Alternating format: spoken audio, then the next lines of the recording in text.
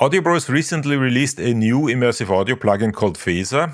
This plugin is a completely unique reinterpretation of the phaser effect in a three-dimensional environment. It can be used in stereo, but also immersively with Dolby Atmos, for example.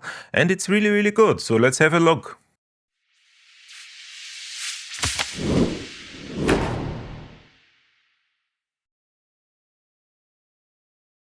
Before we check out the plugin itself, I'd like to give Alejandro Cabrera, the owner, founder, and developer of Audio Brewers, a chance to talk about his new plugin and what he wanted to achieve with it. The following conversation is an edited down version of an interview that we did on our podcast channel, Spatial Audio Monthly. If you're interested in immersive or spatial audio, I strongly encourage you to subscribe to the channel. We are doing monthly podcasts where we talk about all kinds of things around spatial audio. And as a bonus, if you subscribe now, you also have the chance to get a free license for Audio Brewers Phaser. We're actually doing a giveaway thanks to Alejandro. 10 licenses are up for grabs. What you have to do is you have to go over to our podcast channel, subscribe, and then answer a very simple question. And the question you can find in the podcast itself. And because of that giveaway, I'm also going to list this video as a sponsored video, even though it is technically not really sponsored. No money has changed hands, and everything that I'm going to say is still my own opinion. Nobody saw this video before it's going to be released. However, I feel it's the right thing to do. And with that being said, let's turn it over to Alejandro. And that essentially kind of brings us to Alejandro. Alejandro, what's this phaser plugin, and how did you decide to do one? Okay, so there is a big subject in the world of spatial audio, which is like a big difference between spatial audio and immersive audio. I feel that we are missing a huge step here with the Dolby Atmos technology, but just limited to just like mono and stereo objects. Like you can put a mono guitar over there, but it's still a mono guitar. So it becomes spatial, but it's not immersive, you know? So I wrote an algorithm where you can just add a phaser to a mono, stereo, or an Ambisonics audio, and then you can alter the phase of its three-dimensional properties, of the three-dimensional properties of the sound, even if it doesn't have three-dimensional properties. So with AB Phaser, you can apply just a simple ordinary phaser to your signal, but what you can also do is, like stereo phasers where you can invert the amplitude of the wave, of the sine wave in one of the sides so that it just goes from left to right. With AB Phaser, you can just go as well from to back or from above to below, from top to bottom.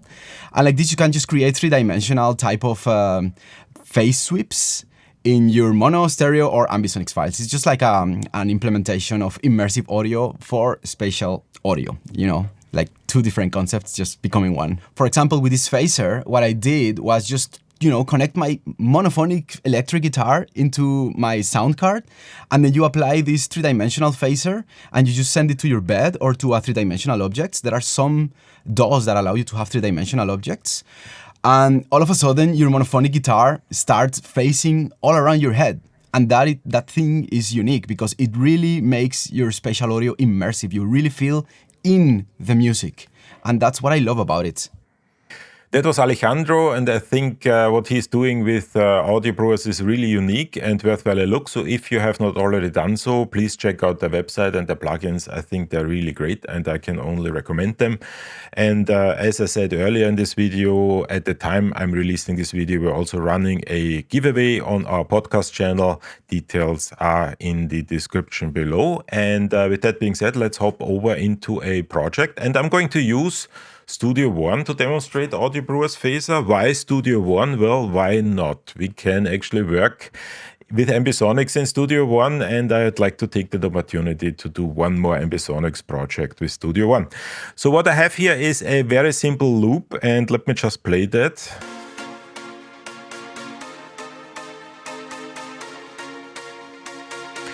And what I'm going to do is I'm simply going to turn that into an Ambisonics track and then use the Ambisonics version of Audio Brewers Phaser in order to do a little bit of phasing.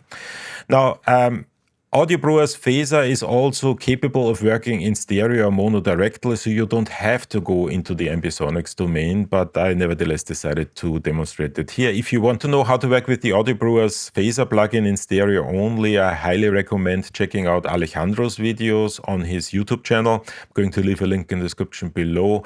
He uploaded a video giving you a walkthrough on how to exactly work with the phaser in a stereo-only setting, and I think that's a really excellent video. Definitely recommend watching that. But here we're going to work with Ambisonics, and if you've watched my video on how to work with Ambisonics in Studio One, you know that we can do that by utilizing the 16 channel tracks that Studio One provides, which are in a 9.1.6 layout, and sort of forcing them into a third-order Ambisonics layout. And this can be done with the help of the Audio Brewers plugins. They're actually designed to utilize the 9.1.6 layout for Ambisonics.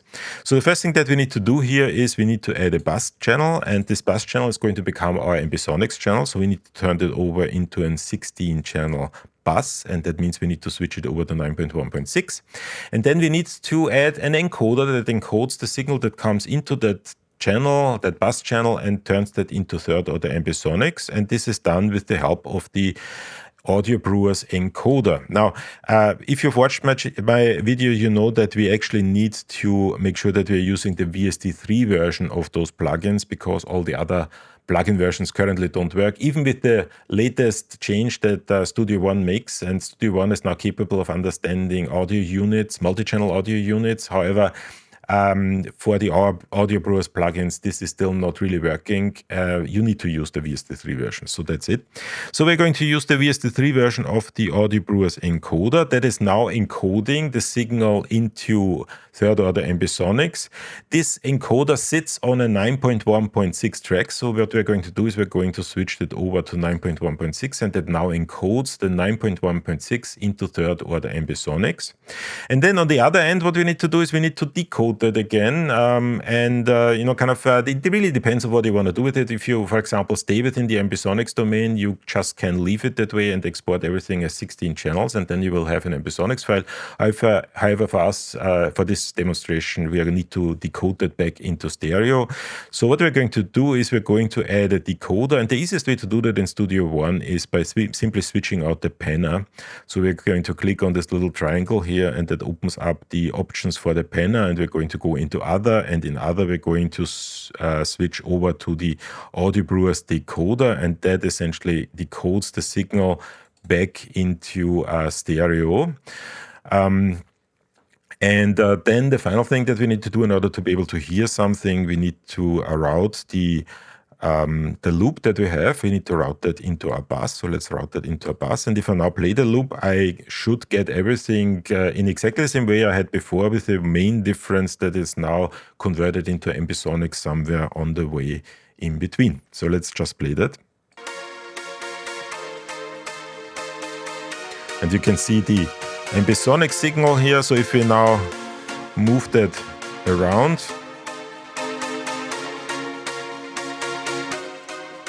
and let me just open up the decoder again, you can see that the signal is coming in correctly as a third-order Ambisonic signal. So now we have the signal in Ambisonics on that bus. So what we can now do is we can add any Ambisonics plugin from Audio Brewers between the encoder and the decoder. And what we are going to do here, obviously, we're going to add the phaser. So let's do that. And we're going to add once again, the VST3 version of the phaser. So let me just add that here. Okay, so here we have the phaser. And the phaser itself is actually fairly interesting, because what it really does is it splits up the phasing into the different poles that you have. So essentially you're working with an immersive audio signal. So you have three directions, the horizontal direction, the depth direction, and the vertical direction. And the phaser can now be used in order to create phasing effects on all three axes. And even more than that, it can actually be used in order to create phasing effects on the 6 different directions that you have. So left, right, front, back, top, bottom. And they can be handled independently and changed independently. And this is done here with the individual settings that we have. So let's just play around with that. And let's just play our signal again.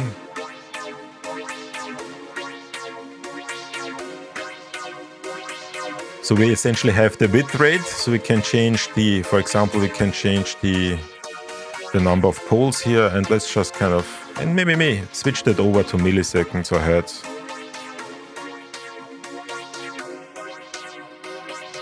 We can change the depth of the width, we can change the frequency, we can change the feedback, and we can change the gain, which would actually make things a little wider. So if we increase the gain here, for example, you will actually hear that there's something that kind of increases the width of the signal. You can also change the mix.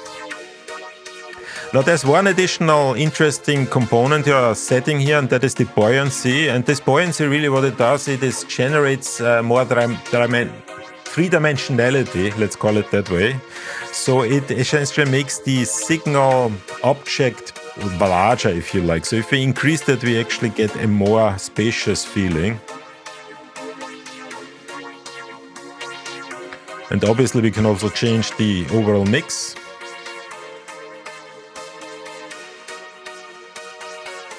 We can do that for not only the width, but also for the height, independently. And let's maybe increase the feedback. Oops, that was a bit much. And we can do the same thing for the depth.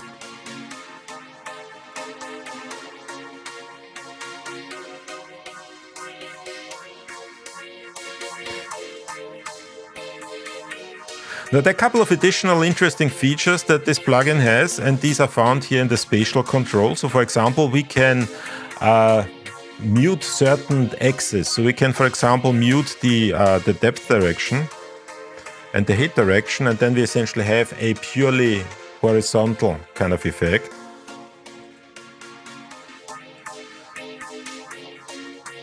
We can also change the direction of the processing. So we, for example, want to move the entire effect, or we want to rotate the entire effect, we can do that here. We can rotate horizontally.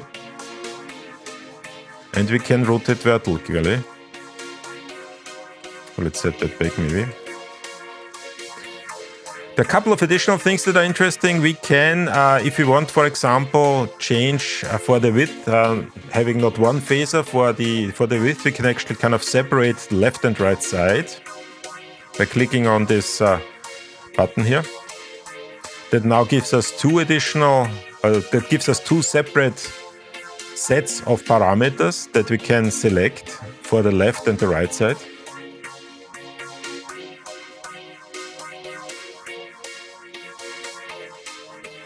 Let's kind of maybe set that back. Increase the right side.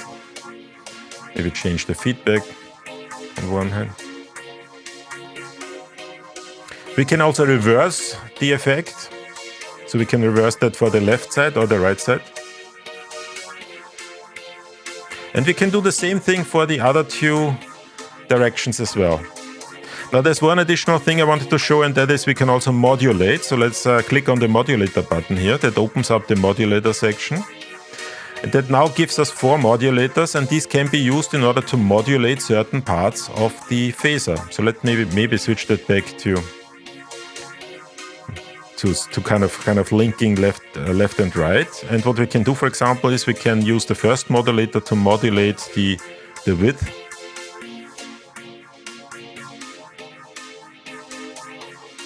And we can use the second modulator maybe to modulate the depth. And we can change that here.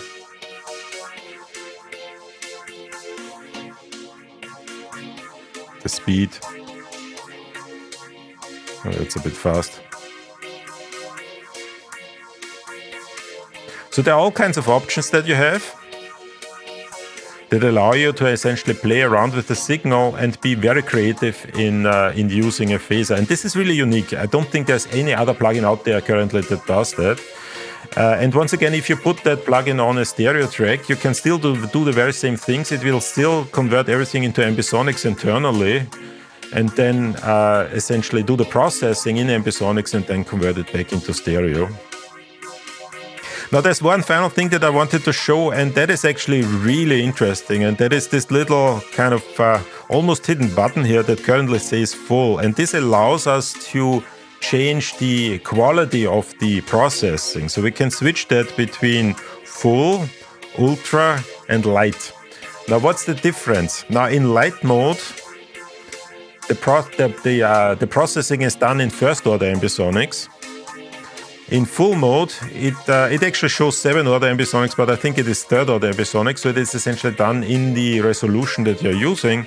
And then, and this is really interesting, you can put it into ultra mode, and ultra essentially means that everything is converted into 7th-order Ambisonics.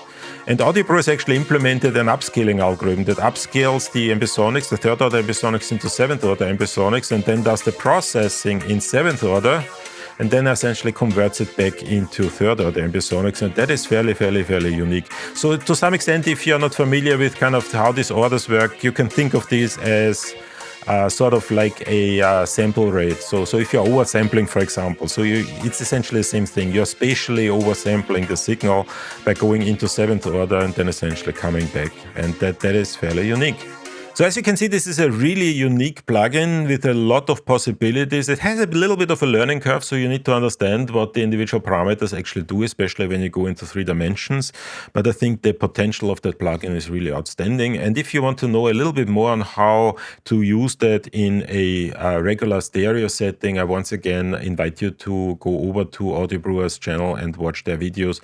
They have a number of really interesting videos where Alejandro shows how to use that in a more traditional environment, and I think they're really worthwhile a watch because he does some outstanding videos over there.